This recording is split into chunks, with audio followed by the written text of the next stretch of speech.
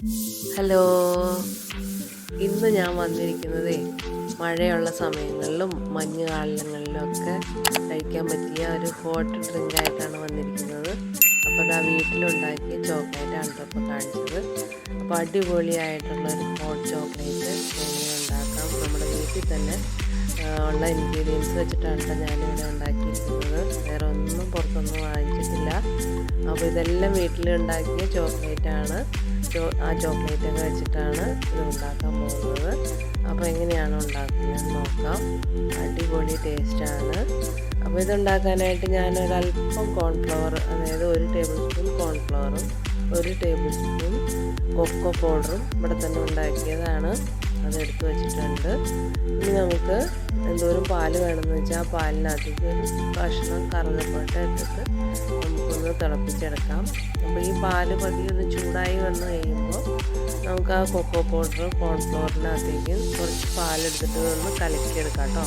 അപ്പോൾ നമുക്ക് എന്തോരമാണോ ഉണ്ടാക്കുന്നതെന്ന് വെച്ചാൽ അതിനനുസരിച്ച് കൊക്കോ പൗഡറും കോൺഫ്ലവറും എടുത്തിട്ട് ഇതുപോലെ ഒന്ന് പതിയെ കുറേശ്ശെ ഇട്ട് കൊടുത്ത് നമുക്ക് ഉണ്ടാക്കിയെടുക്കാം. അപ്പോൾ അതാ ഇതുപോലെയൊക്കെ പല സമയത്തായിട്ട് ഞാൻ ചോക്ലേറ്റ് ഉണ്ടാക്കി വെച്ചിട്ടുണ്ടായിരുന്നു. അപ്പോൾ നമ്മുടെ പാലിതാ നല്ലപോലെ തിളച്ച് വന്നിട്ടുണ്ട്. തിളച്ച് വന്നിട്ട് ഞാൻ മീഡിയം ഫ്ലെയിമിലിട്ടതാണ്. അതിനകത്തേക്ക് നമ്മുടെ കൊക്കോ പൗഡറും കോൺഫ്ലവറും മിക്സാക്കിയത് ഒഴിച്ചു കൊടുക്കാം കേട്ടോ. അപ്പോൾ നമുക്ക് എന്തോരം വേണം, നമ്മുടെ കൊഴുപ്പ് എന്തോരം ആവശ്യമുണ്ടെന്ന് വെച്ചാൽ അതിനനുസരിച്ച് ഒഴിച്ചു കൊടുക്കാം. അതെല്ലാം കൂടി മിക്സാക്കിയതിന് ശേഷം നമുക്കിതൊന്ന് അരിച്ചെടുക്കാം. നല്ല കൊഴുപ്പിന് വേണ്ടവർക്ക് കൂടുതൽ കോൺഫ്ലവർ ഇട്ട് കഴിഞ്ഞാൽ കുറച്ചുകൂടി കൊഴുത്തിരിക്കട്ടെ. എനിക്ക് അത്രയ്ക്ക് ഇഷ്ടമല്ലാത്തതുകൊണ്ടാണ് കൊഴുപ്പ് കുറച്ചെടുത്തിരിക്കുന്നത്. അപ്പോൾ നമുക്ക് നമ്മുടെ ഗ്ലാസ്സിലേക്ക് നമ്മൾ ഉണ്ടാക്കി ഹോട്ട് ചോക്ലേറ്റ് ഇട്ടതിന് ശേഷം നമ്മുടെ ചോക്ലേറ്റ് അതിനകത്തേക്ക് ഇട്ട് കൊടുക്കാം. ബാക്കിയുള്ള പാത്രത്തിലേക്ക് ഞാൻ ചോക്ലേറ്റ് ഇട്ട് കൊടുത്ത് ഇളക്കി കൊടുത്തതാണ്.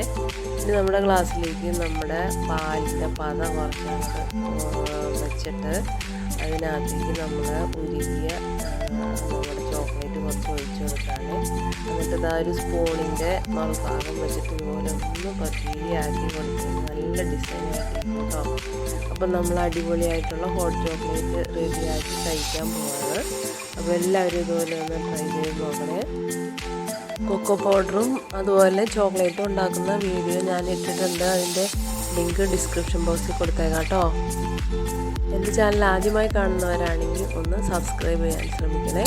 അപ്പോൾ എളുപ്പമുള്ള റെസിപ്പിയുമായിട്ടുള്ള വീഡിയോകളായിട്ട് ഞാൻ വീണ്ടും വരാം. അതുവരേക്കും ബൈ.